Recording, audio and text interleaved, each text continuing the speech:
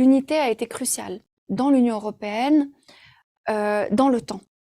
Et aussi a été cruciale, je crois, pour prendre des sanctions.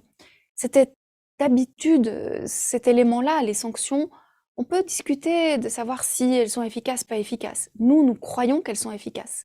Nous pensons, nous voyons, nos analyses nous conduisent à penser qu'isoler la Russie sur le plan économique, l'empêcher de faire ce qu'elle veut faire sur le marché de l'énergie est quelque chose d'indispensable. Mais évidemment, cette unité et cette démarche unitaire et exemplaire a aussi un corollaire.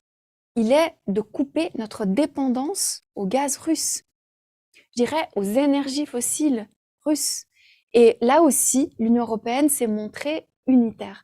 Là aussi, les décisions qui ont été prises, que ce soit en France ou dans les autres pays, montrent qu'enfin, on a compris.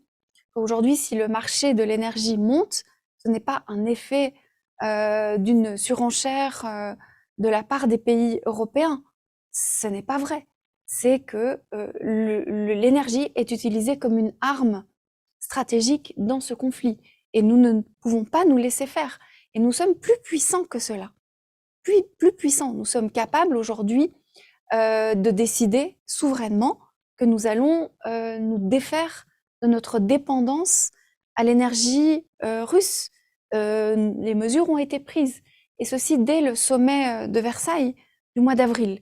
Donc je ne dis pas aujourd'hui que la France poursuit cette campagne où, puisque nous n'avons plus la présidence de l'Union européenne.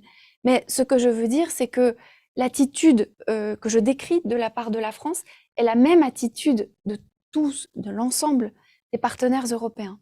Voilà, on a évidemment des mois qui vont être compliqués, mais on a aussi anticipé que nous ne pouvions pas nous laisser faire. C'est cela aussi le point, je crois, d'unité de l'ensemble des pays de l'Union européenne.